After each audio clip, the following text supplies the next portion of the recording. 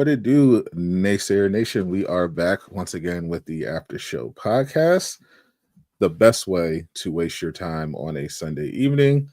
I am your host, Sadot the Gamer, joined by my other host,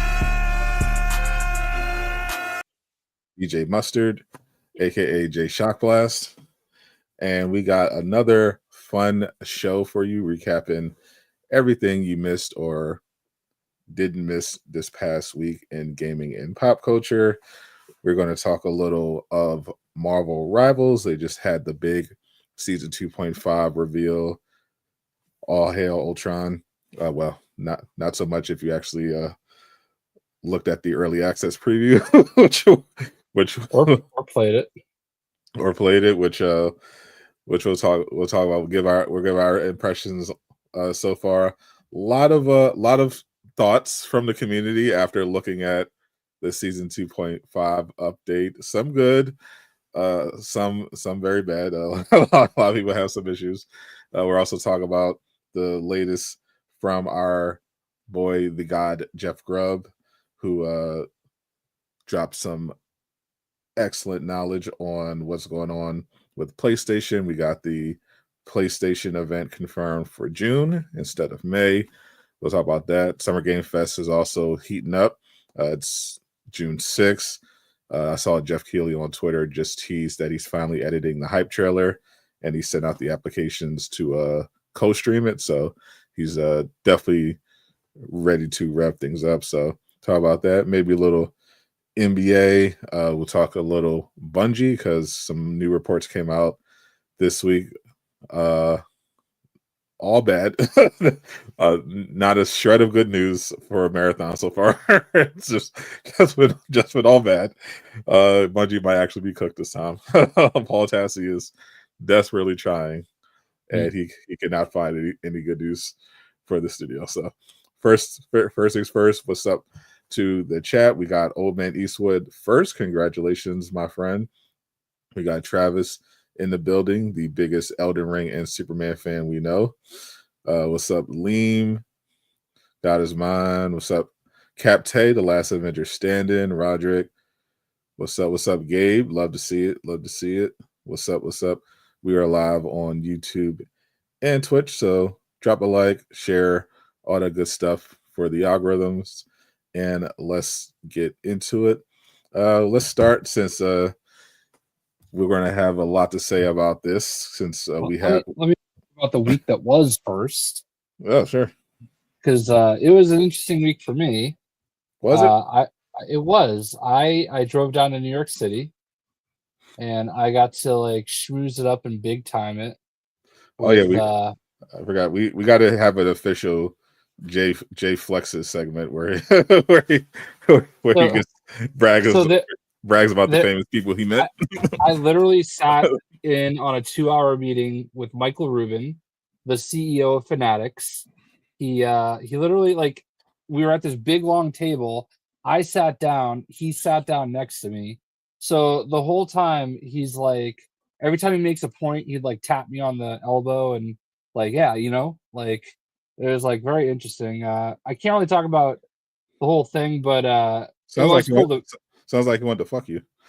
it was cool, man. Like, he's very passionate. They gave me a nice little gift bag with a 1999 Pedro Martinez Boston Red Sox jersey.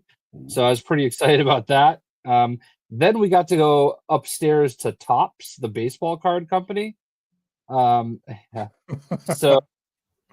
the craziest part about all of this is that he left our meeting and immediately went to the Hamptons to hang out with Tom Brady and Bob Kraft. Greek nailed it.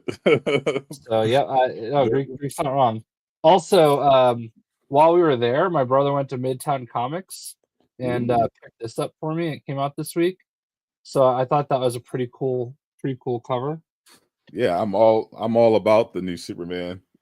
Yeah, let me tell you, I don't know what was going on in the state of Connecticut, man. Like, dude, it took me the longest it's ever taken me to get home from New York. Like, that was the most brutal drive ever. So yeah. You also, Listen, you I also mean, went to a Diddy party, that way now. allegedly. What? Did you also go to a Diddy party? No, but apparently I was told that that Diddy's trial was happening in Midtown. But I honestly, the traffic was so brutal. I was like, I just want to get the fuck out of here. That was like such a long drive. Like it took me over 6 hours to get home. Yeah. And with like normal traffic, it takes like 3. Should have took the helicopter. Dude, I should have taken Michael Rubin's helicopter. Yeah. But yeah, it's kind of crazy though that like. So you basically met Tom Brady. You know what? I'm annoyed though because he like there was like 6 people there, and he like as part of this group chat that we had, and he like personally invited us to be his guest at Fanatics Fest. But it's the same weekend as another event that I'm taking part in, and I mystery event. Yeah, I am so disappointed because like I guarantee you I would have met Tom Brady. So anyway, it is what it is. The other one's more important, so I will talk about that when I'm allowed. Jay is of course talking about the Diddy release party when he's pardoned for all charges. He's having.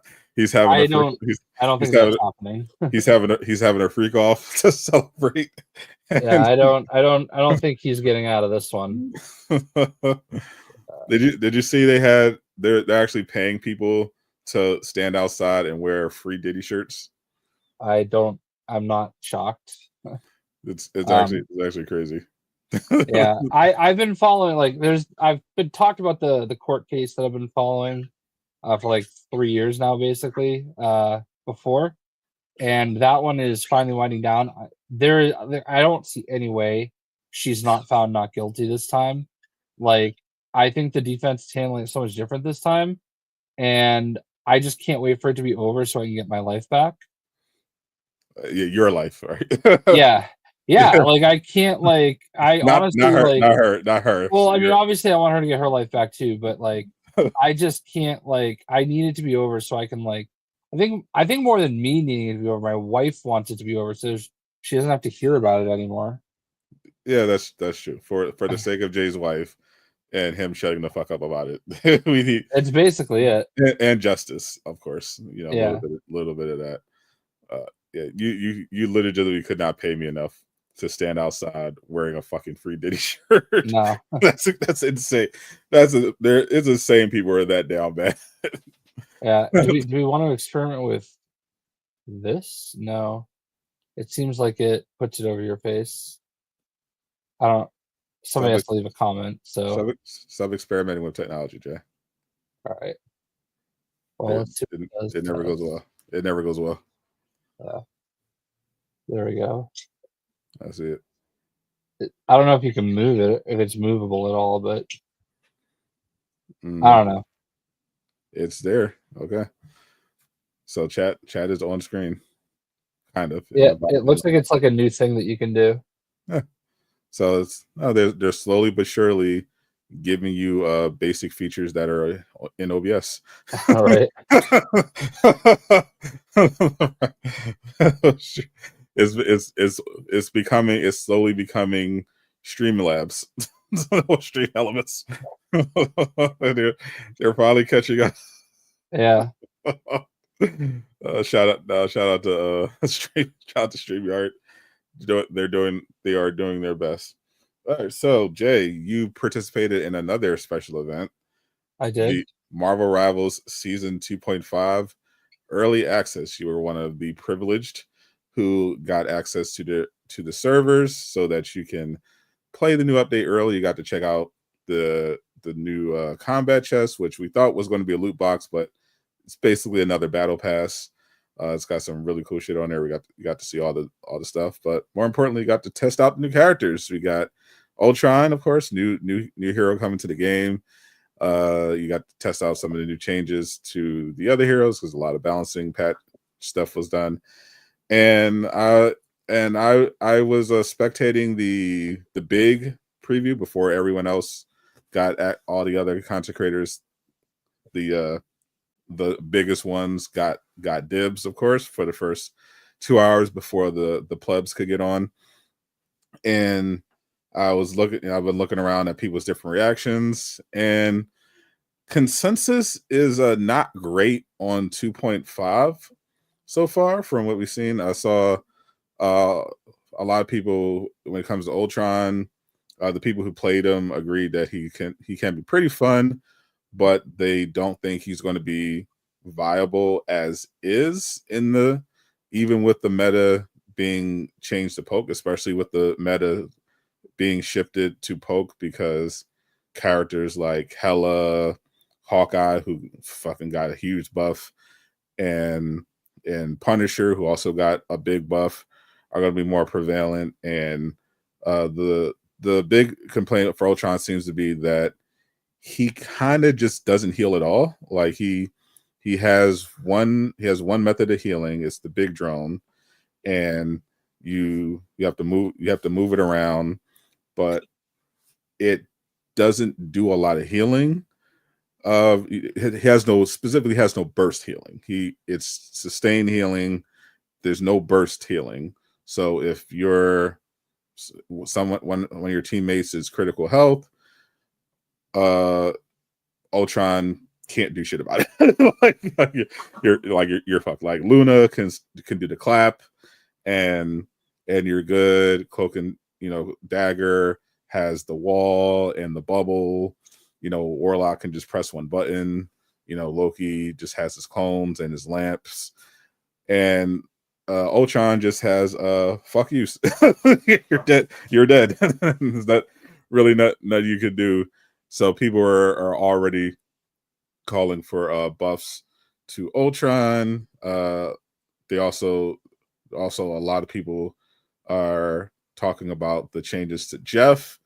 In response to all the backlash, the devs released a video showcasing Thor and Jeff's reworks, just to kind of show people vision ahead of the early access.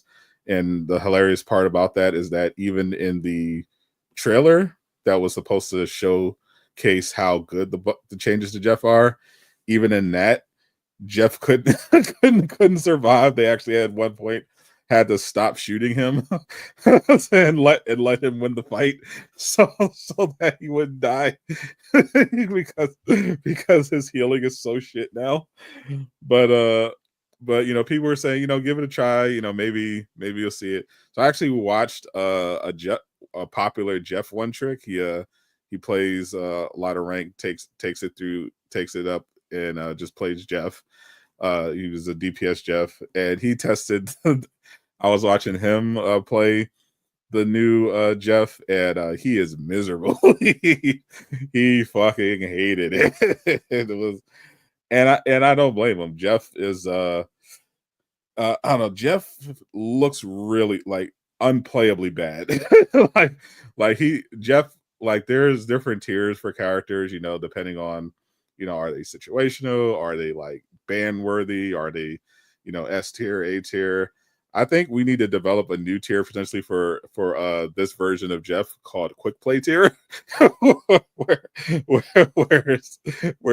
is this character is only viable in Quick Play or against practicing against bots, because holy, he's fucking ass. But that's me, and as others. Jay got to actually play a little bit. What do you think of season 2.5 so far? I definitely agree that I think I heard you say it in your stream, that Ultron is definitely going to be part of the 3 healer kind of deal. Granted, it was against bots, but King Greek was on the other team, so I was at a disadvantage because of that. I did have a 15k healing game with Ultron. Bots, I understand. I was like 21, 5, and 41. You get a lot of assists with that little healer drone. Because the way assists are calculated, if you just heal at any point, like any bit of healing, right, or any tick of damage, like that counts as either an assist. So you can because the drone is healing all the time, you can like kind of easily just farm stats. But yeah, the lack of a burst heal is definitely going to be an issue. Yeah, I did enjoy him. I'm not really great with flying characters, but I did kind of enjoy him a little bit. I think if you have two other solid healers, he's a good DPS choice in some ways. For sure. Especially with his ultimate, where I think it does a little bit of healing and damage. So you can kind of just burst a certain area and do both to people. I do not love the fact that you can't like just shoot your healing juices, if you will. That would have been nice, but it definitely is going to take getting used to, and playing a few games with him against the bots definitely kind of figured it out as I went. Because I mean, honestly, like I thought 15k healing is pretty solid. You just gotta remember to keep throwing the bot out there, like when guys are getting low. But you also have to be a certain range from them to throw it out. So Yep. I don't know. I did play a little Jeff, and as somebody that played him purely as a healer when I played him, I don't think it's as terrible as others, because you've got that healing spray that now damages and heals through people. So as long as you're in that line of the spray, it does a little bit of everything. But I do understand there are a lot of people that played like the DPS Jeff players. I can understand them being a little upset, but they weren't really good teammates anyway. So I mean, yeah, I disagree. The bad players are bad players, but DPS Jeff actually has a ton of value. Oh no, I get that if you're good at it, for sure. By not directly, even if they're not directly healing. I think the biggest issue is that in how, because I was watching you play, and you were kind of with Jeff in that one round, you were low key getting shit on, but yeah, but I hadn't played Jeff in like probably launch. But even then, Jeff can generally take care of himself. And the biggest thing I highlighted from, because what I saw when I was watching the stream, the video of the actual Jeff one trick, who actually plays a lot of Jeff. If Jeff's survivability takes the biggest. First of all, the change to the spray having piercing is good, except it does no damage. So the damage is I thought it was doing damage. It's extremely it's just low. It's extremely low. So it's basically all you're doing basically is feeding alt charge to the other team's healers, because it's not doing enough damage to like put pressure. It's just kind of just constant tick damage that's just there to kind of farm your stats. And the healing spray actually does less healing than it did before. So even that output isn't as high as it was. But the biggest problem is that because you weren't being pressured really. Right. I get it. But I saw in his game whenever he got pressured, Jeff basically just dies now. Like before, he was a problem because he could live forever. Now, if you try to dive Jeff at all, he's dead. Like there's nothing you can do. Like because because of the nerf to his dive, he can only be underground for like I think 6 seconds before he has to come out. I actually counted it. It's 6 seconds, and then it runs out, and you have to pop up, and you have to walk before while wait for it to recharge. But who else has that escapability option? You know what I mean? I mean, everybody else. Loki could press. Loki can press one button and teleport. So, but sure, but like even that runs out at some point. Yeah, but the fact that you can just go across the map is like insane. But cloak and dagger, you go cloak, you can go invisible, protect your whole team from damage, fly. Like yeah, there's a lot of actually cool escapes. But the problem is with Jeff is that they over-tuned it, because also the bubbles. Sure. Like if you get pressed, you're dead, because not only can you not stay underground that long, but you can't even bubble really to save yourself, because now you have 3 bubbles instead of 6, and the bubbles now heal over time instead of instantly. But the heal over time that the bubbles do is only 30 per second. So it's not enough to keep you alive from any character in the game. Like, you're just automatically dead if you're low health. Even if you throw all your bubbles on the ground and run through them, you're dead. I do agree it's overtuned. I do think it needed some of these changes, though. Like, you should not be able to just go underground unlimited and not have a cooldown, you know? Like, because that's what people were doing. I think that was fine. I think the better change would have been to just remove the healing from being underground. But that's still tuning it different. So yeah, I agree with that. That's fine. If that was to make it viable, sacrifice. Because the problem was that he can dive and sustain himself at the same time. Like, it was the combination that was the problem. Like, the high mobility and the crazy sustain. If you just take away the healing from the swimming, then that forces Jeff players to use the bubble to come up and heal themselves. So that puts it on you. You have to hit your shots while he's underground, and you force out the bubbles. So there's more skill there, and is more fair. Just completely changing the way the character plays entirely, I think that's a dangerous precedent to go down. Like, regardless of how you feel about Jeff, I think it's a bad direction for the game to go down if they're going to listen to like a portion of the community complain about something that's largely a skill issue and react by just completely nuking a character and the way it plays, rather than just making like smart adjustments that still keep them fun. I think they're going down the wrong path here, and I think they should definitely course correct and not kind of do these sweeping overreactions to a specific character, especially Thor. Like, who was complaining about Thor? Like I mean, long term, long game. I mean, playing against Thor, I've never heard anyone say Thor is too tanky. Oh my god, Thor lives forever. Like why are you nerfing his survivability? Yeah, I do think though that they've basically turned Thor, as far as the way his like hammer throw works, into exactly what I always said it should be. He's basically now he's basically now a frontline range character. That's what he is now. Yeah, I mean, and realistically, I mean, he should be able to do some melee stuff too, but like realistically, that's makes more sense than, I don't know. I think he was actually way better before. Like, there was a lot more skill expression with Thor before. Like, watching a good Thor player was really interesting because he can do a lot of things. He could frontline a little bit. He can move around the map, look for people out of position. He can push people out of position and punish them. Thor could do a little bit of everything, and now with the changes, it sounds like they basically just want him to sit on the front line and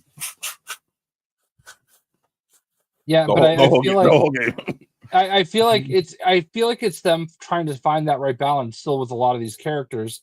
And the problem with Thor always was, and I was so vocal about this all along, is that like he had almost like a double cooldown on his hammer throw. Like, using the Thor force for that was always just stupid. Just give it a regular cooldown like anything else. And I feel like that's the right path for him with his throw. They could have left it at that. It would have been awesome. Yeah, no, and that's what I'm saying. Like, I'm not saying I 100% agree with the way he works now, but I'm just saying, like, the way that it worked before, where you had that Thor force, you had to wait for all three hammers, it was affected by anything else that he did, was just stupid. I hated it. I always hated it since day one. Complained about it often. Once I got used to it, I thought it was pretty. Actually, I thought it was pretty. I thought he was pretty good, but I thought it would still be ideal if he can do it more. But once you like kind of understand how to manage through the cooldowns and combo, I thought the hammer was pretty good. But they say they from what I could tell, they definitely do a lot of analytics. They look at player behavior, and they look at pick rates, they look at win rates, and they also, of course, monitor social media to see what people are saying, and they come to conclusions. But I don't know, some of the stuff they end up doing has me scratching my head. like I could definitely tell just looking at all the changes, it seems the theme is that they saw how many people were complaining about the dive meta. They probably probably noticed a decrease in players, and my best guess is they thought the best way to like kind of shift things was to move the game closer to how it was in season 0 with the poke and shield meta. That would explain the changes to Jeff and Thor, the buffs to Strange and Magneto, the buffs to Hawkeye and Hela. They're trying to get us back to that poke meta because there were less complaints back then, particularly from support players, because if you're in the poke meta, you can kind of just sit back and just heal. You don't have to really do too much. But in a dive meta, then all of a sudden there's a lot more decisions, a lot more pressure, and a lot of support players don't want to think. They don't want to have to do anything too complicated. They just kind of just want to sit back and heal and call it a day. So I'm thinking maybe they're just trying to move back to that sort of meta to make it it'll make it more fun for people. But yeah, some of the changes definitely need to be reworked a little bit more, particularly Ultron. I think Ultron definitely needs more healing. I think there are a couple big problems. I think he doesn't have burst healing, and his ultimate does the damage on his ultimate is so bad. Like, it's fucking horrible. Like, it's actually terrible. How bad. Well, I mean, when you consider he's really supposed to be a healer. I mean, at that point, they might as well just give him a healing circle. What do we do? Like, literally, Loki with 3 clones does more damage than Ultron's ultimate. Like, that's crazy. That's crazy, bro. Like, that's too little. Like come on. I feel like people are going to be complaining about Hawkeye being able to shoot through walls, but it's a huge fucking problem. I was actually watching. When I first saw it, I was like, there's no way. Like, that's bullshit. And then I saw it in action. I was watching the early stream. Gale, he's one of who he hopped on Hawkeye, and because he wanted to test the changes, and within the first 10 seconds of the match, when the team comes out of spawn, he camps behind a wall, aims through it, shoots the ice arrow, freezes the enemy backline, steps out from behind cover, one-shots them, and the fight's over. I'm like, what the fuck, bro? Yeah, I'm not a big fan of stuff like that myself. Like, come on. Who thought that was a good idea? Yeah, especially because I don't like the characters that can just sit back and like hide and like not my favorite thing. Yeah. I don't play characters that way. Who else was it? Squirrel Girl gets a buff? What the hell? She's like 2 more shots. She only gets 2 more shots. I don't think it was that. They lowered the cooldown on her one skill that refreshes everything a little bit, and they gave her 2 extra shots. I don't think that's game changer or anything like that. I just feel like you just there's hate no world. I do hate Squirrel Girl, which is why I don't want like my blind hatred for her to get confused with valid criticism. You know, I feel like she's one of the most skillless players in the game. And I just hate the way people play her. They just literally will sit as far back and just that's literally is. And it's just cheese, and I don't respect it. Yeah, she just gets slightly, but I can't even get really mad about that because Hela is basically Squirrel Girl on steroids. like yeah, but you have to have aim. I mean, you definitely have to have some aim on Hela. I mean, you have to have aim on Squirrel Girl as well. You push it in the general direction. You can get value. You can get some value by if they're in a tight corridor. You can get value by just spamming down the hallway. But most of the time, you actually have to aim a little bit, especially on flyers. Like, that's the other thing. Squirrel Girl has extremely hard time dealing with flyers.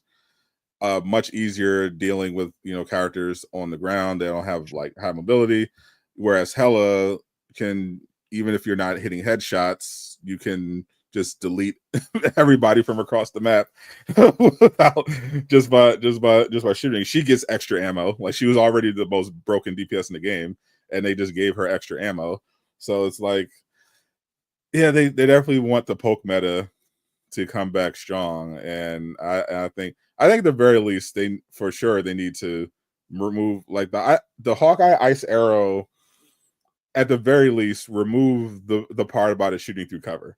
Like you can play around it if it's just like the Namor Squid situation, or a better version of that. Like, it's basically like a long distance, like another Luna freeze. Like you can play around that. You can't play around someone shooting through a wall. like there's no counterplay. You just you just lose. Yeah, I don't really like that. Also, Black Widow can shoot through enemies with her Punisher team up. Yeah, her rifle has piercing, and which I'm not too worried about. The Black Widow, I don't think that really changes much for Black Widow. She's still only good if you can like aim really, really well. Yeah, and like complete trash if you can't. so I'm not too worried about it. Like, I think Black Widow players get much more benefit from Mantis team up not even an official team up, just the Mantis, having Mantis, than having Punisher, or even when she had Hawkeye. The Mantis damage boost was always more valuable to a Black Widow main than anything, because that damage boost all of a sudden means she can one shot you. So bad news for Ultron. a lot of sniper meta had her. Even Luna, like I saw Luna, because she got some damage buffs, and she gets a bonus health if she lands a freeze. But I saw her new damage in action. She's basically Hela now. Like she can two tap you. like it's crazy. It's some crazy. people like that. Yeah, it's crazy how much damage Luna does now. I was like, Jesus, what the fuck? She's actually insane. DPS Luna is like legit a thing now. Like, she does insane damage. Yeah. I mean, we'll see what happens, because it goes live Thursday, right? Yeah, the 30th, is that Thursday? Yeah. Thursday 30th is Thursday. Friday. Fake news, Jay. Well, I don't know what the UTC time it goes live is. Yeah, that's true. So I think usually it's probably Thursday night for us. I think that's how it was on launch.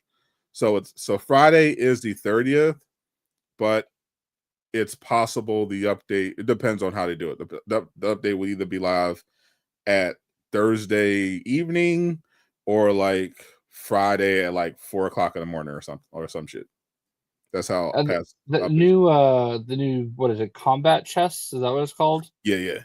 That I mean, it's like what, $7, and it's basically a battle pass. Yeah, it's like a mini battle pass that you get through XP. Yeah. So is that like the XP you get at the end of a match? Basically goes towards that. It's got some cool stuff. It's got a Peach Momoko Storm outfit. Yeah, it's got the Future Foundation. The Future Foundation skins are fucking sick, bro. Yeah. I love the way for Mr. Fantastic, like if you do that emote, that it shifts the black and the white parts, like they kind of reverse. That has got to be some interesting tech they had to do for that. Yeah, I really like that. They absolutely cooked. The Magneto skin is phenomenal. Oh, I hate playing Magneto. I might play more Mag. I might put the Mag in the bag for that skin. That's and there's his animation where he rips Ultron's head off. It's so crazy. Yeah, the stuff that's in that is really cool. I mean, the Make It Rain emote is interesting. I don't really care about these new. That's gonna be funny to use. I don't really care about these new like emojis or they're just cute, fun. Like the mood, like you can put your mood in your status bar now, and it's just a cute little thing you can do. I think that's cool. Yeah. It feels like all the other stuff around the update are really cool. Like I don't know how the team fight tactics mode they're adding is going to be. It looks like it might be a little fun if especially if you're into that game. like the battle chess mode.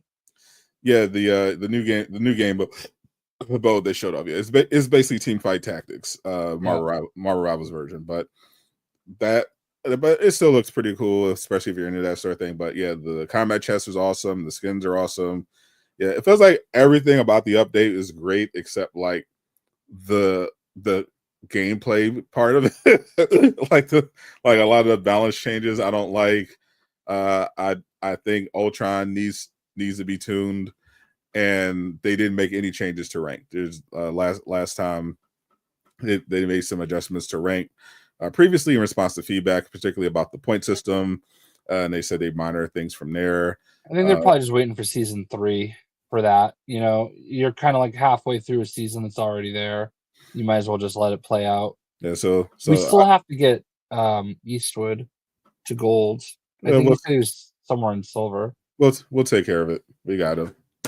Yeah. So it's possible they probably want to see how the meta looks after nerfing dive, see how people feel about the ranked and everything like that. But yeah, I'm probably will save any big things for season 3, and they'll probably just take this time to gather some more data. And season 3 is looking interesting. Looks like Null is the villain for season 3 based on the new lore entries that we got to check out so far from the event. Adam Warlock sounded the alarm on Null, and it sounded like from his lore entry that they're going to bring in Jean Grey's Phoenix, which should be very fun. Another flyer. That's right. Looking forward to it. Never say no to more X-Men. Maybe we'll get Blade at some point. But starting season 3, a new hero every month for the rest of the year at least. That's going to be an experience. I'm looking forward to seeing who they're going to bring out. Definitely sounds like Jean is coming next, but Blade could be after, Deadpool could be after. We don't know, but I'm excited for the rest of the year. I think at the very least they're going to try to deliver on more popular heroes for the rest of the year for this month thing to kind of generate max hype. My guess is something like, I don't know, Jean, Blade, Deadpool. I hope maybe a couple more X-Men. I hope that if it is Jean Grey, we get Phoenix Force stuff. Like kind of like we have the Ultron outfit. Yeah, like this is the Phoenix Force outfit for Magic. I imagine. I think there's a no-brainer. They're definitely gonna do that. Yeah, and like Namor has one. So yeah, that would be dope. I remember how I loved. I mean, obviously, the Cyclops one was so sick. That was like one of my favorite skins. Gotta get our boy Cyclops. Yeah, I mean, I know he's not in the game, but like, that was one of my favorite skins in Marvel Rivals. No, I'm sorry, Marvel Heroes Omega. Phoenix Force. Yeah, so now like, and Emma Frost getting one would be like freaking so cool too. Oh so, yeah, that looks crazy. Yeah, she had I don't know why it's so complicated to find the Phoenix Force outfits. But skill issue. Yeah, I don't know. It's weird. Anyway, he's picking like the worst pictures. Well, those are the only ones over there. Hold on, Phoenix Force outfits.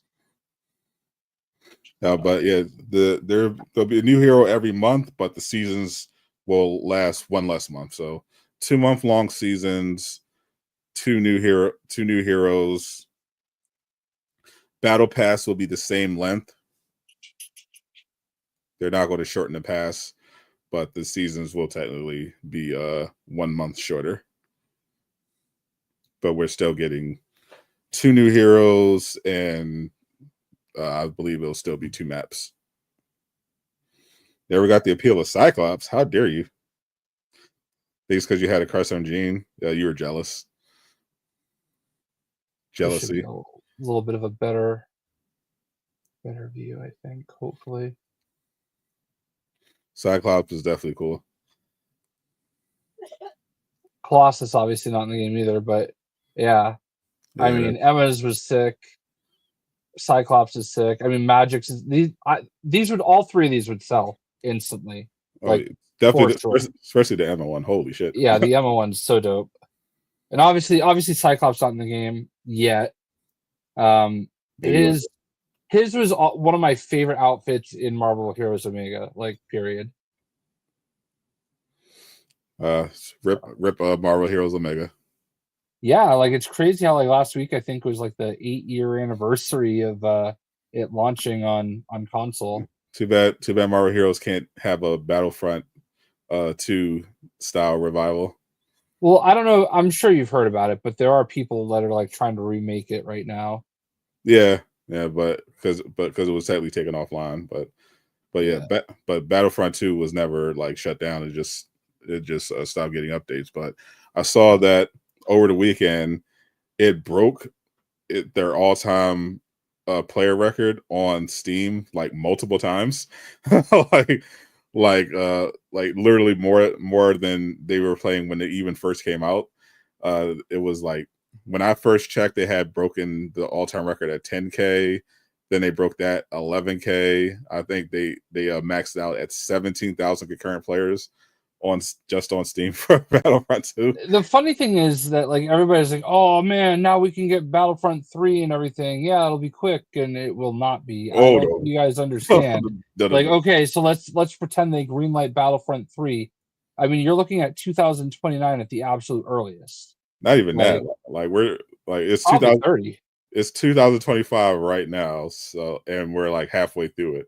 So we're talking 2030, 2031. Like if we're being extremely generous, if it's and that means if it's greenlit today, right? Like because they want a multiplayer game, and yeah, it takes time. But I saw somebody say that you just take the engine they're working on now and just like repurpose it. I'm like, no, if they did that, people would lose their mind. No, that's how it works. Their only option is to like literally just start updating Battlefront 2 instead of making a sequel, or start over with a new sequel. Like there's no scenario where they put out a Battlefront 3 fast. Like it's just not happening. Phantom, appreciate the $5. How do you design Nightcrawler once Magic has her teleports? Well, so Magic's teleport in game works with her stepping portals would definitely work differently from Nightcrawler. Obviously, Nightcrawler should be a duelist like Magic. His signature weapons in the comics are swords. I think he should actually dual wield swords. So I think they should design Nightcrawler sort of in a way like a more agile Magic. He should have really fast attacks with his dual blades. He should have a move where he can teleport teammates, and he should have a move where he could teleport enemies. And teleportation should also just be his passive, like a passive movement ability. Maybe give it like a meter, some kind of meter similar to how like Johnny has a meter for his fire, or Mantis has her flowers for her abilities. Give him some kind of passive, so like teleportation is just a part of his kit, and then give him some kind of focused attacks like some dashes or some kind of skill that lets him grab someone and relocate them. I think that's how you do Nightcrawler. Yeah, it'd be tough because like I feel like you kind of have a little bit of what Nightcrawler could be if you merge like Psylocke and Magic. Like I feel like that's a Mm. lot of what Nightcrawler does. I At say some even point, I say even like Spider-Man and Magic would be like the ideal combination. Like super agile, a super agile assassin. yeah. I mean, obviously, Nightcrawler is definitely somebody that a lot of people, want. That would And be me. I do think there'd be a lot really cool ways to do it. Um, I could see him like being very annoying to play against. Oh yeah. I can't wait. Like because Banff is such a big part of it. And I saw, I think Gabe asked about Deadpool having teleport. Yeah, sure. Like I don't think Deadpool's teleport is as used as much now as it was maybe 10 years ago. Yeah. Like, I don't really think they utilize his teleport as often. Like, definitely not in the movies or Yeah. in the comics. So yeah, I don't know. It'd be interesting. But like again, there you have another character who he could do dual wielding katanas and dual wielding guns. Mm. It's gonna be an interesting one to see how they design too, because you know, There you have a lot of creative free expression potential with Deadpool. yeah. So it's just a matter of like figuring it out for this particular game. Yeah. It would actually be kind of interesting. Like they have an opportunity with him, like you said, creative expression. Like it'd be funny if he was like a strategist and like he just threw chimichangas at people and And like he'll, and to he'll heal them. Like I know I- that's like ridiculous, but I mean he's got that passive healing ability. Or he could like slice parts of his arm off and feed it to people like he did Archangel. oh my That's one of god. my that's one of my favorite like books. There's a X-Force comic where the team was Deadpool, Phantom X, Psylocke, Archangel, and I feel like there was one other person. Might have been Colossus. I forget who the other one was, but Archangel is like down bad. He's hurting, and Deadpool is just there slicing off pieces of his arm to feed him, to like nourish him and get him back to health. It And might like, might be a little too mature for, yeah, for yeah. I don't know if China. I mean, it's not a skull, but I don't know if China would like that too much. yeah, or Disney. So, well, yeah, there's that too. There's so many great Deadpool stories that I just love. That I always remember that one. There's also another one. I actually was on Midtown Comics website today because I never ended up picking up the Marvel Rivals comics. I had pre-ordered Ooh. them. No, I had pre-ordered them from a website that got shut down. Like they've been in business for years. I went to their store in California when I was out there. Actually, I went there with Lejeune, Yeah. and like they shut down out of nowhere. Oh, So wow. I forgot that I never got those, and I was trying to order them, and I found actually an old Deadpool book from Dark Reign when Bullseye was Hawkeye, and long story short, it's one of my favorite Deadpool stories is Deadpool versus Bullseye during Dark Reign. I'll just leave it at that. Ooh. A man of mystery. Thank you for that harrowing tale, JayShockblast. Of Well, all right, I'll tell you the story now because like I was trying to like not like spend too much time on it, but basically during Secret Invasion, um Nick Fury like recruits Deadpool to kill the Skrull Queen, and he does, but the way he does it, he kind of in Deadpool fashion screws it up, and Norman Osborn takes credit for it. So Norman Osborn takes over the Avengers, and Deadpool's pissed because he wants his money. Nick Fury's like, well, you got to talk to Norman Osborn. So he keeps coming to Norman Osborn asking for his money for doing his job, and Norman won't pay him. So he sends Bullseye out, he's Bullseye is Hawkeye at this point, out, and he's like, go take care of this. And like Deadpool embarrasses him so bad that like that Bullseye goes to the ATM, takes money out of his own account, and just gives it to him. And so Deadpool buys this huge warehouse and all these weapons and guns and like tons of chimichangas. And then how much money did he take out of ATM? I know. Listen, it's a comic book, okay? Yeah. Is it like an $800 limit? Yeah, probably. But in this comic book, you can get more. There's a no limit ATM. So Deadpool ends up blowing up the warehouse that he buys with all of his new stuff on something stupid. So he ends up with nothing anyway. So anyway, that's the whole story. It's such a good book. Classic Deadpool. Thanks for the spoiler, Jay. Well, you asked for it. Yeah, and we got it. I'm definitely looking forward to the Ultimate Alliance revival. That's going to be fun. Oh, for sure.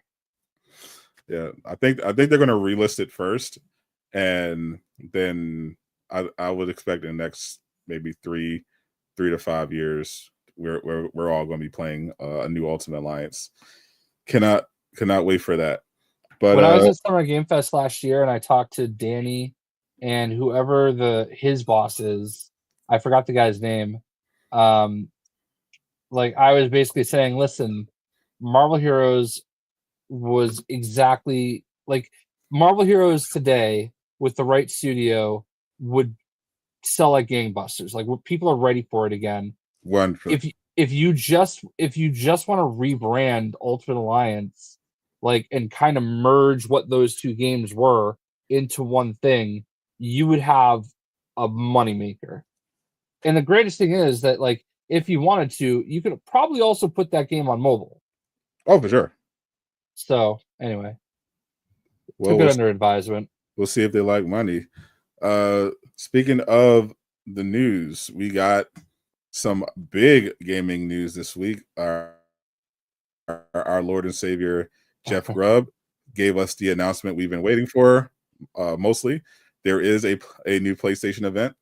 It will not be happening in May like they did last year and the year before. Instead, this will be a June PlayStation event. Jeff was unable to confirm exactly, the date, and he doesn't know if it's a showcase or a state of play. He believes it'll probably be a state of play, but he can't confirm it. The interesting thing is that he mentioned he was having a harder time than usual trying to get info out of the source. It seems like Sony is really trying to play this particular one close to the vest. So he speculated maybe it could mean they're trying to do something like bigger and they're trying to make sure nothing leaks this time. But he was at least able to confirm they are doing an event in June for Summer Game Fest season. We don't know if it'll come out before or after Summer Game Fest. I would think the best thing would be, I guess it would depend on what they're doing. Like I know previously with Ghosts of Tsushima, for example, both of our favorite PlayStation games, they did a PlayStation State of Play, and they had a exclusive Ghosts of Tsushima teaser trailer. And they said you get to see the full trailer at like a Summer Game Fest or the Game Awards. It was another Jeff Keighley show. So if they do it before, if they have some cross motion set up, they could do the showcase. They could do the event before Summer Game Fest and then lead into it with something, or they can do it after. I know the Xbox showcase is after the Summer Game Fest. We still don't actually know who's going to be at Summer Game Fest. They didn't announce the partners yet. They usually announce them by now, but so far I know who won't be. Jeff hasn't done it. JayShockblast won't be a partner. Yep, JayShockblast is not being a partner this time around, unfortunately. But apparently, Jeff Travis mentioned this yesterday. I had to find the correct information, but Grubb mentioned that he thinks Summer Game Fest this year is going to suck in person because there's not going to be that many games like on the floor worth playing. Like not many big games that are actually on the floor. He was not, of course, referring to the games that are being presented as part of right. He's talking about play days, I'm sure. Yeah, he's talking about the actual physical stuff that you can play when you're there. And I'm going to be honest with you, if that's the case, blessing in disguise. Yeah, Because that's one that I had to pay for to go out to. Like I paid for all that, and obviously I wrote off on my taxes, and it was worth it. There's no Xbox event this year, so like when I heard that too, I was like, all right, cool, because I would have been able to at least go to that too. So yeah, I don't love flying to LA because it's such a long flight, but true. I certainly wouldn't want to do it twice in the same month. So you know, yeah, but I regardless, I'll be looking forward to it. But PlayStation event, state of play, I feel like it should be a showcase. They have enough to do a showcase. They usually have one every other year, so I think the time is right. They do. I feel like they. I guess it would depend on, if what studios have assets loaded, because obviously you need that ready for a presentation. But they definitely have the stuff. I mean, you got Death Stranding 2 and Ghost of Yotei coming out this year. They could those are easy ones. We got Phantom Blade Zero that's supposed to have something. Naughty Dog has 2 games. They got Intergalactic, which they teased previously. They could always show more of that, but they also have another single player game that they confirmed that's been in development alongside Intergalactic. They could announce that. Obviously, Marathon is is not going to be promoted for the foreseeable future.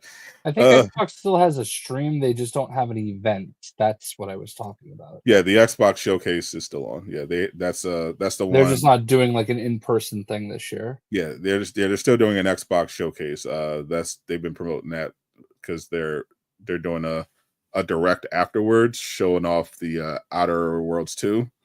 So that's that. Yep, that's still on. But obviously, people tuning in for PlayStation are obviously going to be there for Wolverine in large numbers. Insomniac has maintained that they're still working on it. They'll share something when they're ready. So if there is a PlayStation event, obviously there's a chance we see Wolverine there. If not, there's state the Summer Game Fest. But if it is a showcase, then the expectation is definitely Wolverine should be there.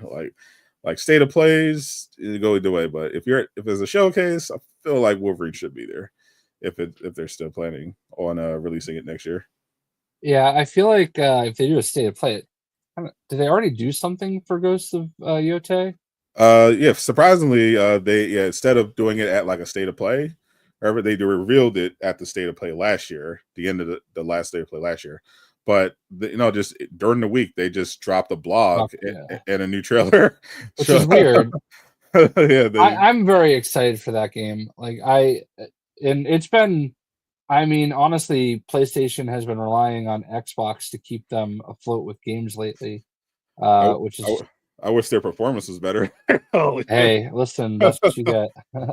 No, I mean, like, Force's ass. Holy shit! It's crazy. And also, like, this week, not only was it revealed that like Xbox is basically the number one like studio right now on PlayStation, but Xbox also finally got their big win over the, I don't know, it was the FCC or whoever. The Activision sale officially is final. Like they won all that stuff. So yeah. Yeah, I gotta try to play that this week.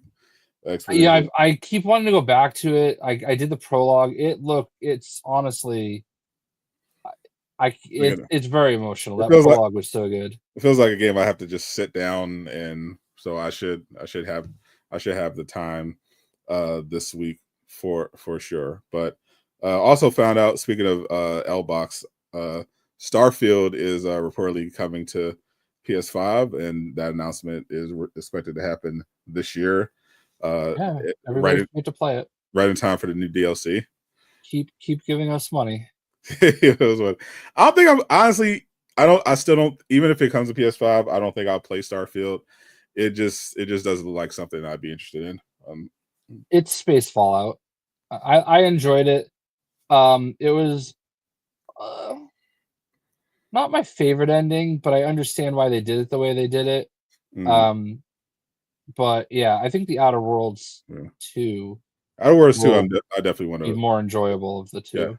yeah, because I was liking the Outer Worlds. I still got to finish that, but yeah, I'm probably going to skip Starfield. I'm definitely skipping Hellblade 2. Like, cool that it's coming to PlayStation 5, but Yeah, that one never really interested me. I have no interest in playing a game where we have to walk for 40 minutes. I'm Like, interested. I'm interested to. Well, I mean, that's basically what that Hideo Kojima. Death What's Stranding. that? Yeah, What, Death Stranding? yeah. I mean, let's like. I mean, I didn't play that either. So Yeah.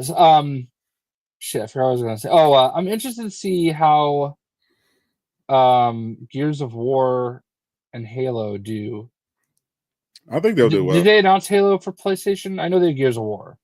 Yeah, I don't think they announced Halo yet, Okay. but Halo is coming. Yeah, they announced the Gears of War collection. They didn't. I don't think they announced Halo yet because I think they're doing. Yeah, they're supposed to be doing the Master Chief collection Yeah. and Halo Infinite as well. I heard is coming to PS5.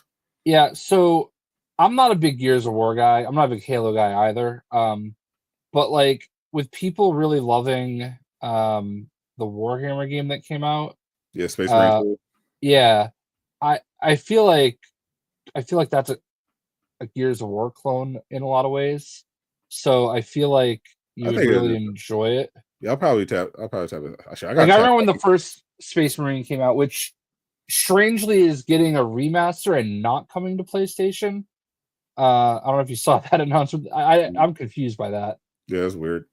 I think it's Atari that announced it. And I think it's because the port is coming from 360 Mm. and to port it from PS3 is too complicated, I at think least there's. for now. I think there's a new expansion or something coming for or a new mode or something coming for Space Marine 2 as well. I got to tap back in there. Yeah, it was very interesting to see them do that at this point. But I think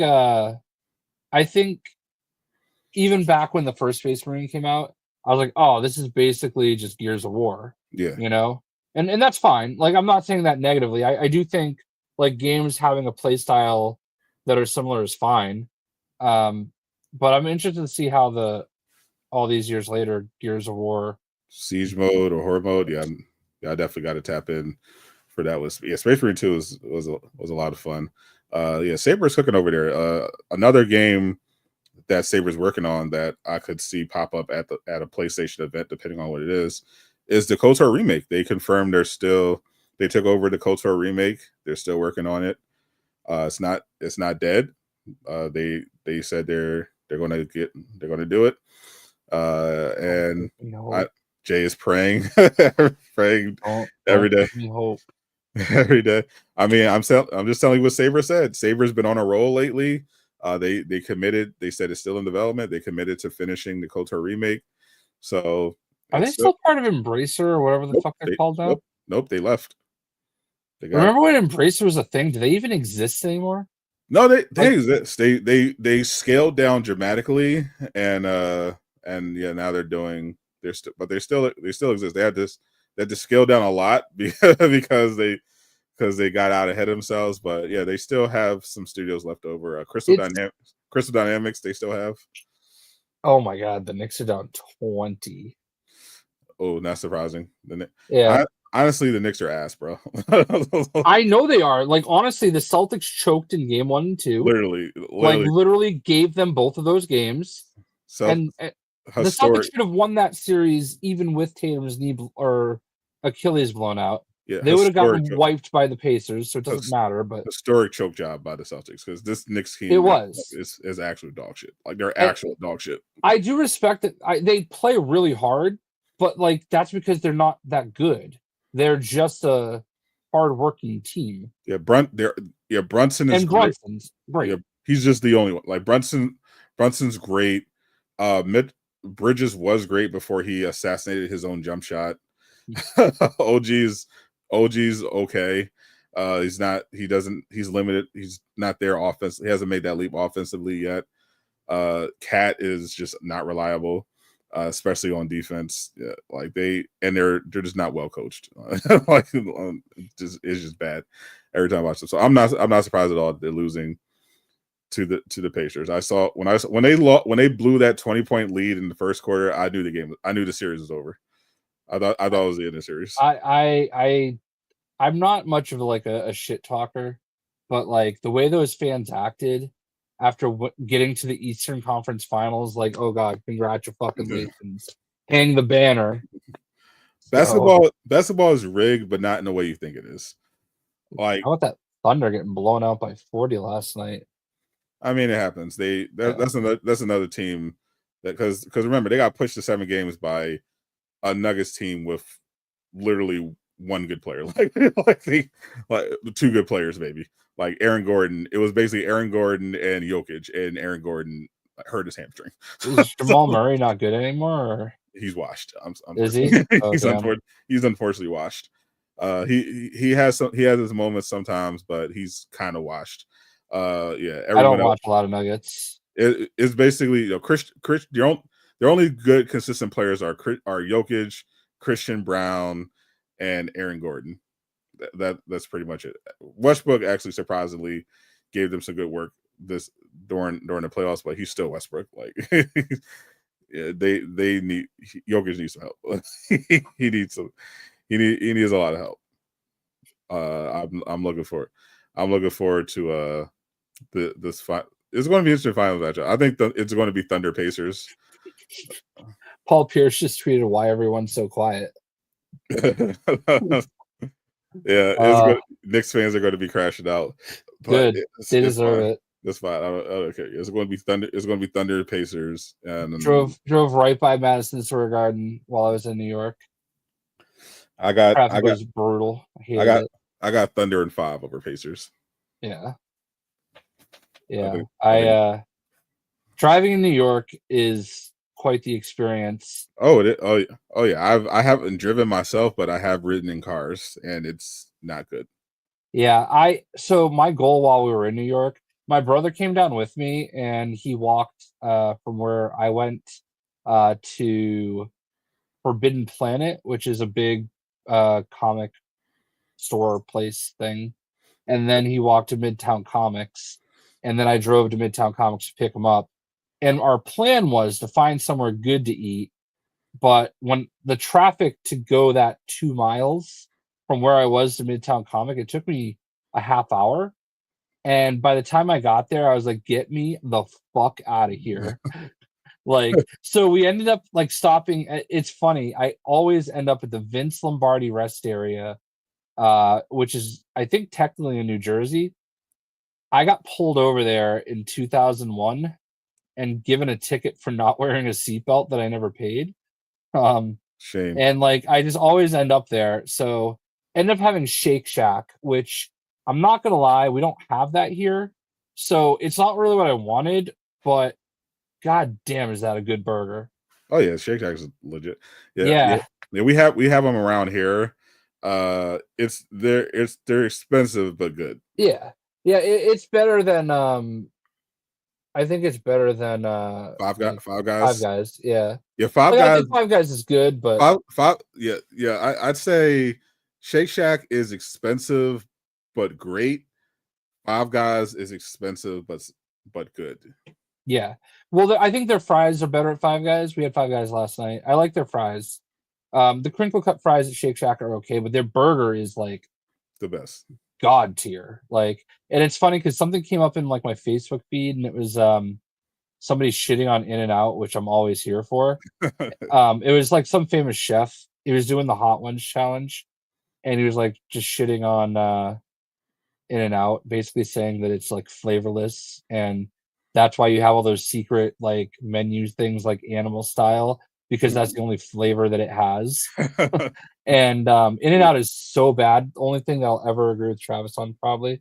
Like we went to In-N-Out like purposely when we were out in California, driving from LA to Vegas, and I think my wife hated it too. It was so so underwhelming. I've never but this guy was like, they make it look good in the commercials. on the But like the movie. West Coast people think it's like as good as like Five Guys and Shake Yeah. Shack. Oh, Like there's always the Whataburger versus In-N-Out. I think Whataburger is very overrated too. But I do think that they're better than In-N-Out for sure. Okay, that's great. I think I understand why it doesn't get enough as much attention, but to me, Checkers is like elite. No, I'm thinking of something else. I think No, I think they I, have Checkers in Jacksonville. I think they call it Rallies in other places, but it's Checkers. Does Checkers have the little burgers like White Castle? Do they have sliders? I don't think I've seen sliders at Checkers. I'm thinking of something else. And I've been to Checkers. I think they have those in Jacksonville. There's another one in the South that's similar to White Castle. We would go there from time to time, and like their chili cheese fries were amazing. But oh my God, were you a slave to the throne for forever? I can't remember what. I think it was Crystals. Yes, Marvel Crystal. Yeah. Better than White Castle, but I know you heard it, Crizzle, but yeah, Steak is good too. The only downside to Checkers, at least in my area, is that it's pretty much only in the hood for the most part. Yeah, like I think there's one Checkers in a semi acceptable area near me, but fortunately you can Uber Eats it. But yeah, Checkers, when I grew up in the hood, Checkers was nearby, and it doesn't get the attention like of the big chains, but Checkers to me still has the best fries for any fast food chain in America, and they have incredible burgers. Yeah, I miss like one of the things I loved about Jacksonville, and obviously not good for my size, but they had like every fast food restaurant. They had like Hardee's, which is Carl's Jr. in California. They even had a Bojangles, which we had in North Carolina. It's basically like Southern KFC. Yeah. Like I loved Bojangles. I was watching one of Tim the Tap Man streams, and he was talking about this great Texas barbecue spot that's in Florida that he loves getting food at. They have like some really cool stuff like fried potato salad or some shit and brisket. Like he was eating like a plate on stream that looked insane. Yeah. There was a place that we went to in Jacksonville called Clark's Fish Camp, and it was like this like total bayou looking like metal building, and you walk in and it's just wall to wall taxidermy that the guy that owned the place like bagged himself, and their menu was like super exotic. It had like all sorts of like crazy food you can get, not just like gator whatever. That's just racist. I was waiting for that. Ironheart doesn't even like take place in the hood. Yeah, they had stuff like ostrich and like elk. Ostrich, that's crazy. Yeah, like elk and like all like zebra and like all these crazy meats. That sounds illegal. What the fuck? I haven't like been there. Obviously, I went there once and I just got like a regular burger. I did not get any. I have had gator before though. Coward. Yeah. I've had deer and wild boar. And wild boar. Venison's great. Yeah, my dad used to go hunting. He'd bring home some deer. We'd make some venison.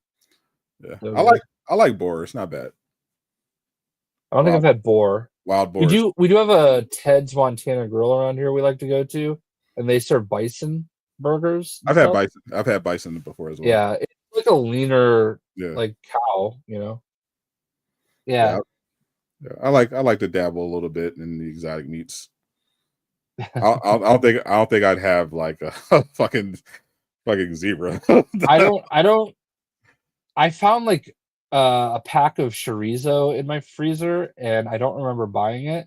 I heard bear is super gamey. I feel like everyone's had duck before. That's not even exotic. Yeah, just go to a Chinese restaurant. But I don't cook chorizo very often. It might have been the second time I've ever done it. But I did it and I mixed it like it's kind of like a big omelet, and it was so good. And now I like have dreams about that omelet. You have dreams. I have dreams about a grilled cheese sandwich I made. No, I that's was, legit. I was watching because I was back when I had YouTube TV. I was like watching some Food Network show. I think it was Diners and Drives in the middle Oh, of I the love night. that show. And he stopped at a place that was like famous for their grilled cheese sandwiches, and he had some. He said it was amazing, and he put up the rest. He showed the recipe. Actually, you can go to the website and find the recipe for the places he visits, and you can try to make it yourself at home. So I was like, you know what? It's a grilled cheese. That can't be hard. So I ordered the ingredients. I had to order from Whole Foods because some of them were like a little hoity-toity fancy. Yeah. Guess how much it cost me to get the ingredients for this grilled cheese sandwich? $33. More. Oh wow. It was $60. Jesus Christ. Did you at least get more than one grilled cheese out of it? I think I got like 5 sandwiches out of it. Oof. We have a place in town. Oh, Womp womp. damn it. I gotta fix this. All right, we have a place in my town. It's they make bread, and they make like the most amazing like garlic cheese sourdough bread. And the loaves are a little expensive, but they make them in house, and they're so good that it's worth it.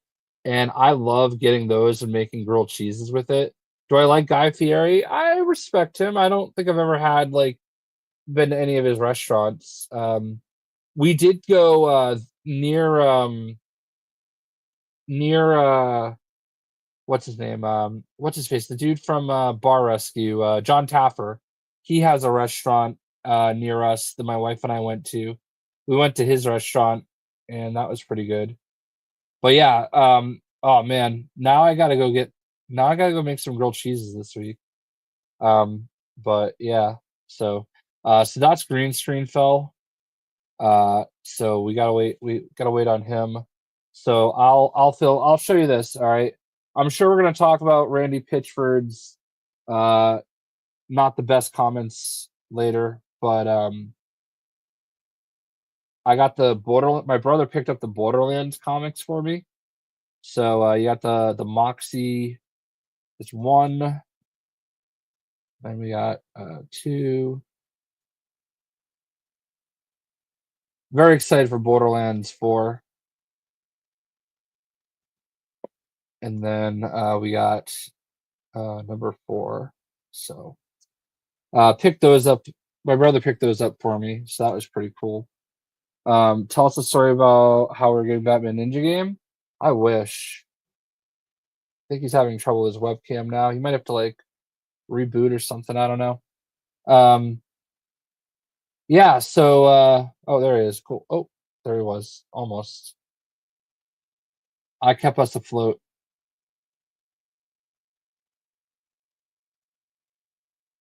What character? I'm looking forward to the soldier, I think. So my Borderlands in Borderlands 1 I was Mordecai. In 2 I was Axton. In 3 I was what's the guy, the beast guy who had the little beast? I forgot his name. And then in Borderlands the pre-sequel I was John? No. Shit.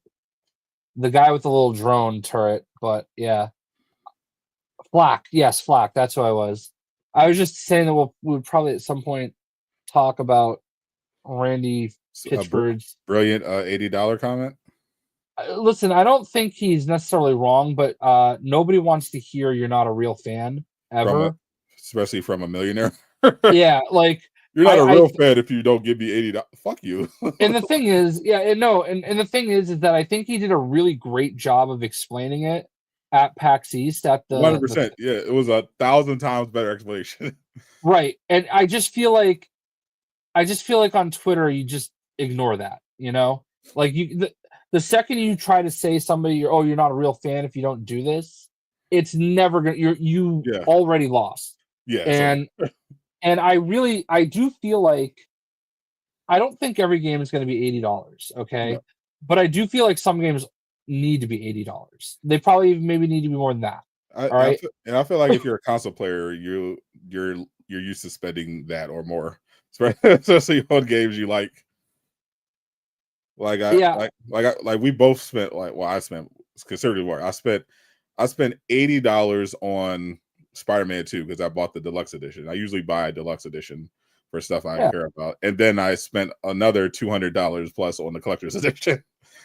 I mean, I've met Randy Pitchford, and he was a really cool dude. Like, and I followed him for a long time. Obviously, Borderlands is one of my like top 3 favorite gaming franchises For sure. of all time. I think like, I think we need to take his Twitter away.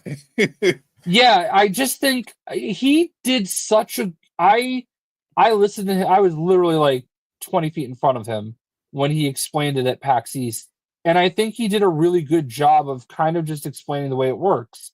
And if he was able to just present that message and leave it at that, I don't think he'd be getting the type of crap he's getting now. But the second you say, you're not a real fan if you don't want to get the game, like, I think that was his obviously biggest mistake. I don't think anybody can back that up. Like, nope. But I don't think the $80. If it's $80, it's like all right. So honestly, if I think of every Borderlands I've played, I've gotten at least 100 hours out of it. You're telling me you're not willing to pay $1 an hour for entertainment? Yeah, I feel like I understand. Like the $80 thing is, I think it's just being blown out, and I think ultimately the numbers, the actual sales numbers, because there's just a lot of fucking people who just like to bitch on Twitter about every little thing, and they're just like really gassing this whole price hike thing. Like in some instances, it's understandable. Like Xbox raising their prices is just fucking ridiculous. Like, what do you like? You're paying $100 more for like a Series S. Like, you can basically get an Xbox for like the same price as a PS5 Pro. Like, right? But isn't PlayStation about to raise their prices too? Yeah, I'm sure they will eventually. But I think it's all like, but they haven't. Stuff, right? But they haven't. Like, yeah, they mentioned they might do something for the tariffs, but for now, yeah, you get a PS5 Pro right now for the same price as a Xbox, like an Xbox. It's crazy, and I understand why people are mad about the Switch because it's it's a Nintendo Switch. It's supposed to be a handheld, and these are supposed to be digital games for the handheld, and they're like looks like they're kind of gouging the players. So I can understand that, but for every game being $80, like that's like if you're not willing, if you think 100 to possibly 1,000-hour game potentially cost you $80 is too much, like what are we talking about? But you wouldn't say that if it was 70. Like it's an extra $10, bro. Right. Yeah, that's the part that is so weird to me. Yeah, if you were prepared to pay 70, you can fucking pay 80. Right. Just Randy Pitchford can't say that. We can. Yeah, we can. Like, he can't. There's just no world. There's no world where anybody that is coming from that perspective is going to be able to get away with saying that. You know what I mean? Like, you can't say the quiet part out loud. Yeah, if you're a millionaire, you shut the fuck up. we don't. Yeah, we don't want to hear that. Yeah, but like, I don't know, man. I'm so excited for this game. I cannot. Yeah, I think it's going to be really good. I think eventually. Well, this is the stories always blow over social media. They just need like some kind of good vibes or a good story to like kind of take over the narrative, to win some goodwill back. And they do have a presentation coming up in June, I think. So we'll see what they do yet. But I thought the game looked great. I'm not the biggest Borderlands fan, but I did enjoy Tiny Tina's for what it was. I thought I watched that whole state of play. I walked away very impressed by everything I saw as someone who may not be a huge Borderlands fan, but I am a looter shooter enjoyer. And as a looter shooter enjoyer, I know all the buzzwords and all the features and shit to look out for. And Borderlands 4 was hitting all the boxes.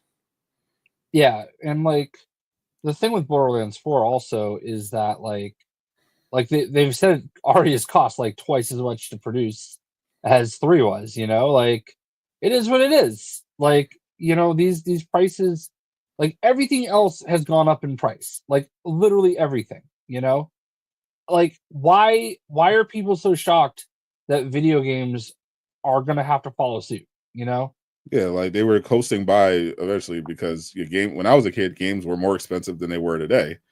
And but they got cheaper uh while despite inflation gradually driving everything else up. Game prices for the most part just kind of stayed where they were. Didn't really keep up. But then game development budgets started going game development started going up, and they started trying to find more creative ways to deal with it. And now we're at a point where, yeah, well, tariffs are definitely contributing as well, but yeah, potentially, yeah, $80 AAA games, some games being 50.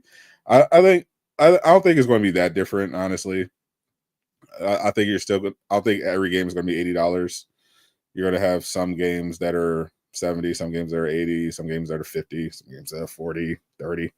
I literally just got 5 dozen eggs for $21. Actually just At bought BJ's. actually just bought I grabbed some groceries earlier, ordered some groceries earlier from the Aldi. And like before, like I think at the start of Trump's administration, like a dozen eggs over there was like $8. And I was like, fuck that, I'll just buy a bulk from Walmart. Today, $3. Well, there was that.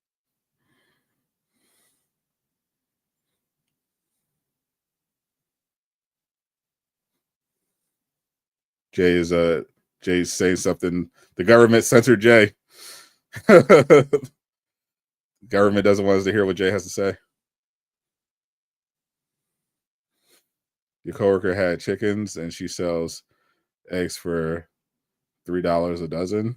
Yeah, it's about like if eggs are in that range, like I remember when eggs were like $1, $2 or something. But if we're in the $3 range for a dozen, I can deal with that.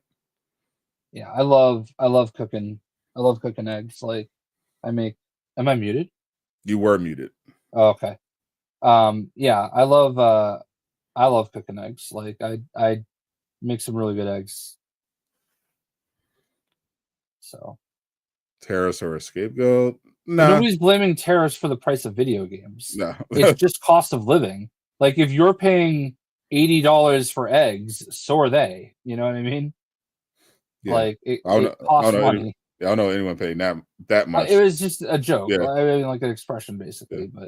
But yeah, their egg prices. I mean, they weren't planning to increase. Egg prices were increased as it was a combination of just inflation and there were some supply chain issues because there was like a flu that was going around through chicken. So it was a combination of those things that were driving the prices of eggs up. That particular part had nothing to do with tariffs, and no one was saying that they were. Right. But some of the video game stuff, they were citing tariffs as a reason because, yeah, a lot of these companies develop in different countries.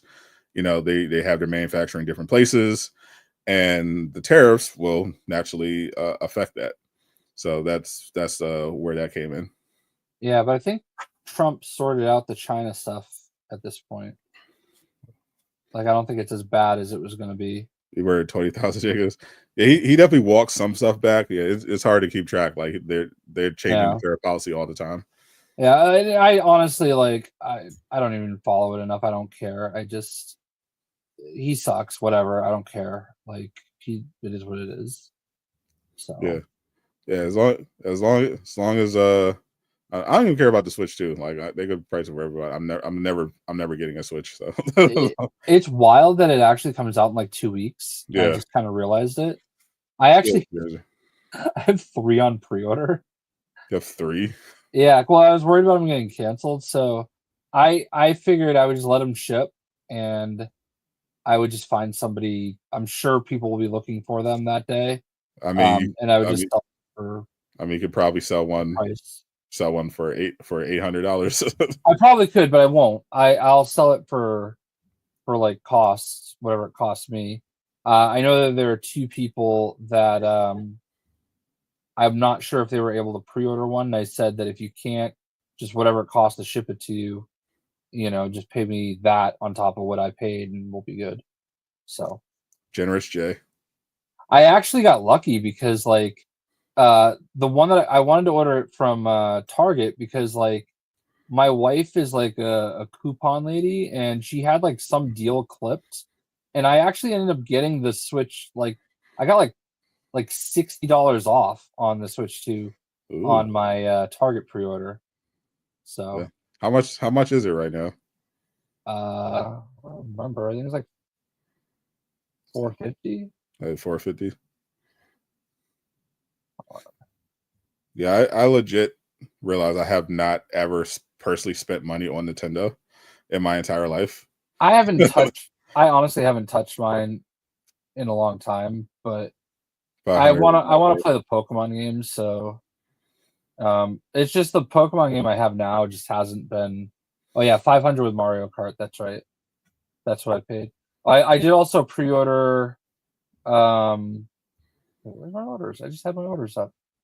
I pre-ordered like the Pro Controller purchases. Yeah, I love the N64. I definitely that was the last Nintendo system that I owned. I did not get anything after the N64. Yeah, I pre-ordered. Let's see. Yeah, 520.61 with tax for the Switch 2, and I pre-ordered Donkey Kong Bonanza and the Pro Controller, and I'm getting the Mario Kart World bundle. So I'm not really good at racing games, but I don't know. We'll see what happens. Yeah, Nintendo 64, Dreamcast, those are the days. Loved my Dreamcast. I had so much fun on Dreamcast 64. I think legitimately a lot of my best childhood game memories were on the N64 and the Dreamcast. Like I had so many. I actually don't have money. I just pre-ordered them because I could, and I'm not going to keep all three of them. So Jay, I mean, he's got that Michael Rubin money. Yeah, I wish. I wish. That's going to be Jay's new sugar daddy. That's why he's so friendly with you. I was hoping to come across as like somebody that they could like sign on as like a not an advisor. What's the word I'm looking for? Brand ambassador. Even that. Consultant. Yes, consultant. Yeah, that's the best gig. It's such a fucking scam. A lot of cases, but right. If you could pull it off, like getting paid to just show up and sometimes and give advice is crazy. like that's a gig. Just I got to figure out a way to get some consultant gigs in gaming, because there's definitely some studios who need it. Like there are definitely some. I feel like there's definitely more game consultants that are needed, because there are some people who you think should know better. Like they need to it feels like they need to have touch with the fan base, and they need like a gamer who's like locked in with the culture that can give them advice and tell them what people are looking for, what would probably sell, preview stuff, and let them know what to expect, what kind of backlash they could present to you, because they could avoid a lot of stuff if they just there's so many gaming disasters that could have been avoided if they just threw me some money and asked me, hey, can you take a look at this? What do you think of this? And I would have been like, don't do this. Get rid of it now. Don't go down this route. This is a terrible idea. Yeah. People will hate it. Like I could have saved literally billions of dollars. Yeah, but I feel like that would be the case. Like a lot of us, I think, have really great ideas, and that's why they do. Some companies are smart and they have like the creator groups and stuff that they do bounce stuff off of. Um, but yeah, like I totally get that. I agree. Consultant job is the dream. I do have that. I gotta start doing those. I might start doing those again. I'm trying to upgrade them now. But yeah, I can definitely I can definitely give people ideas for games that people would want.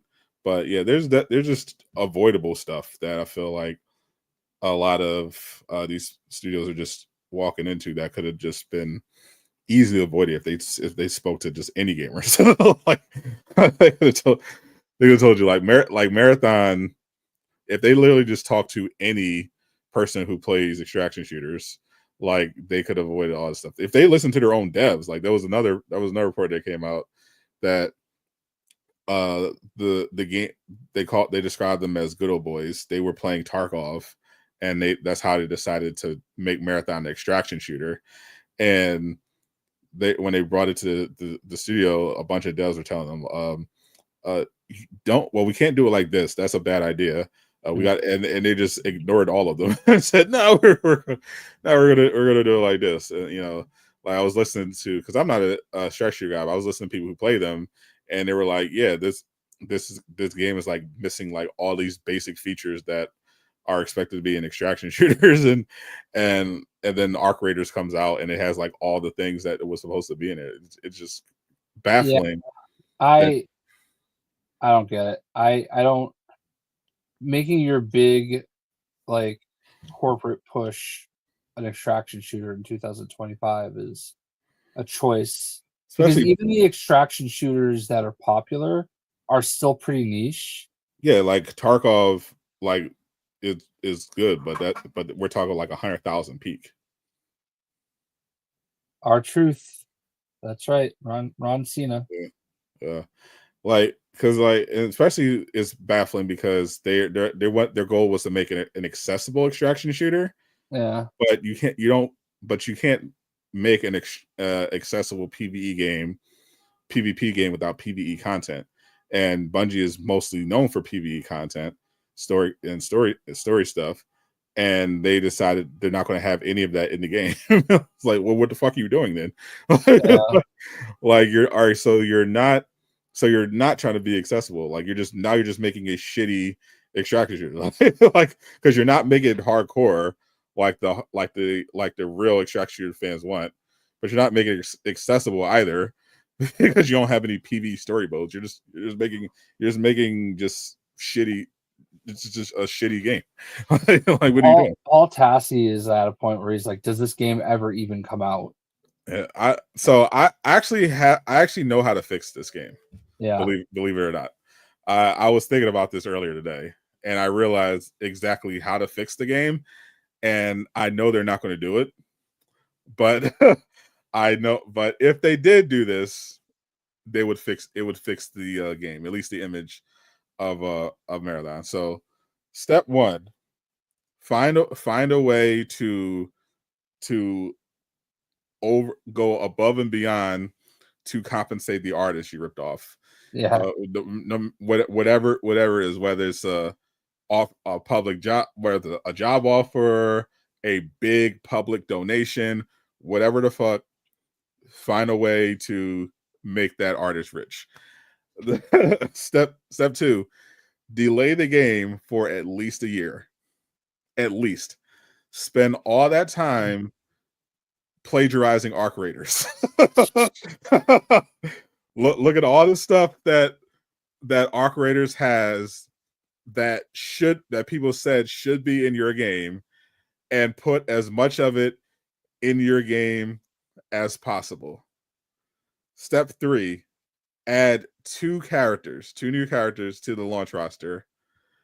Make them both Gooner bait. Make one of them a Stellar Blade type, hot, curvy, petite.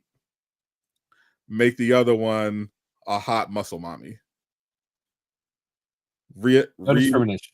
Relaunch with the new trailer showing off the two new characters and announcing the features, and all of a sudden the narrative is going to be completely shifted. Yeah, there's never been a point in time that I've really been super interested in the game, and I love Bungie. I want to be, but the extraction shooters I've played, I just have not enjoyed. Like even like Dark Zone and the Division, like I didn't like doing that shit. I don't like the idea of going into somewhere and like your experience can just be ruined by other people. Yeah. So I don't know. Gwyneth stuff turned you off from the first Ascendant. I mean, that was a situation where they made the entire game Gunner bait. like they used the Gunner bait to mask the fact that they had a pretty mid looter shooter underneath it. There you can have Marvel Rivals has shown there are levels to Gunner bait. Like you can have good Gunner bait without the extremes of First Ascendant of the First Ascendant. Like that's taking it to the extreme. So where the point where you have people leaving comments asking about the character's feet, like as the most requested thing. Like you don't need to go that far with it. Just a little Gunner bait goes a long way. That's how it should be treated.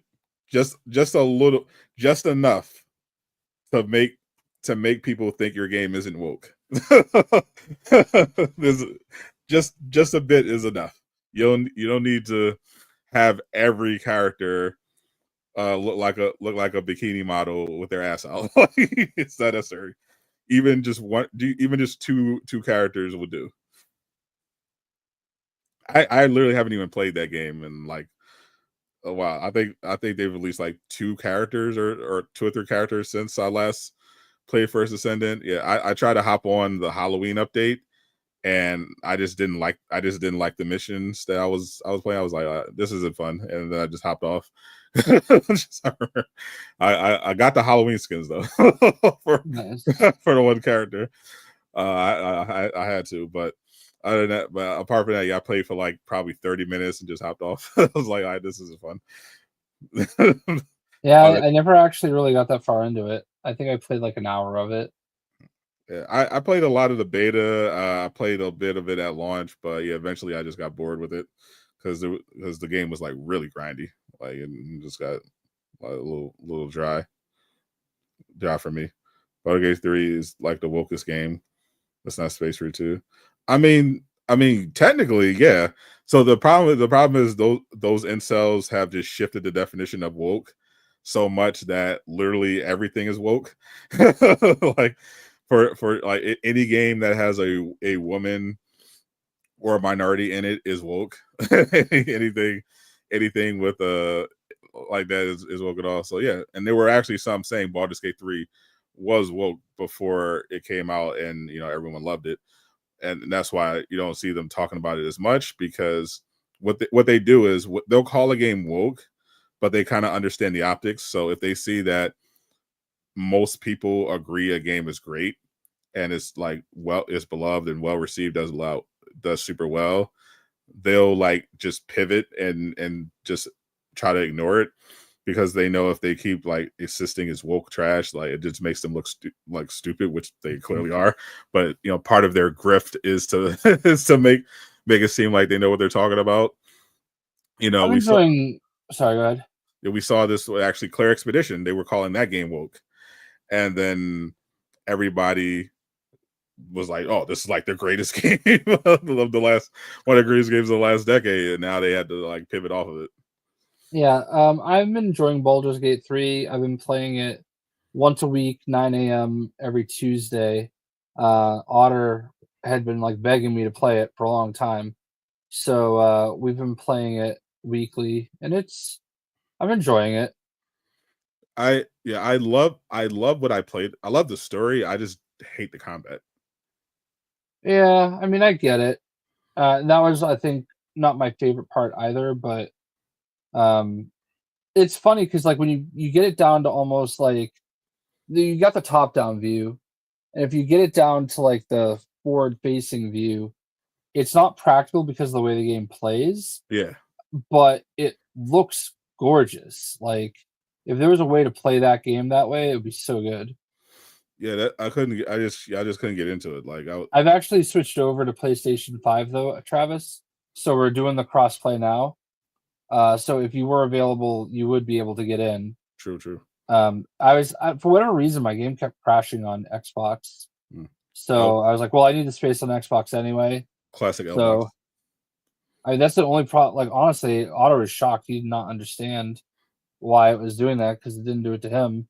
But it's like 130 gig game, and I'm like out of space. So yeah, weird. Yeah, I'll probably play Claire this week. I think I should have sometime. The Rivals launches of season is until Friday ish. So I got a couple of videos planned, so I should be able to find some time for Claire Obscura. Just like I want to have a time where I could just sit down and just enjoy the cinema. Yeah, I'm looking forward to it. It should be great. Maybe I'll probably try to play it on Tuesday, but I definitely want to start getting through this backlog. yeah, I feel you there. I'm gonna get through tomorrow. My mom's coming over. We're gonna like do some steak tips, and then I'll kind of get back to the grind. Sorry to hear that, Travis. Maybe Elden Ring Night Ring is releasing this week. Maybe that'll get you in a good mood. Jay loved that game, right? Yeah. I feel like we've covered most of the topics that we intended to, and I don't mean to cut it short, but my I warned Sadot before that my stomach, you got the bubble guts. Yeah, has not been doing well for me, and I am getting close to needing to night rain the bathroom. Oh yeah, for sure. Yeah, we definitely covered what we needed to get through. I want to go and watch the rest of the Knicks ass beating. Yeah.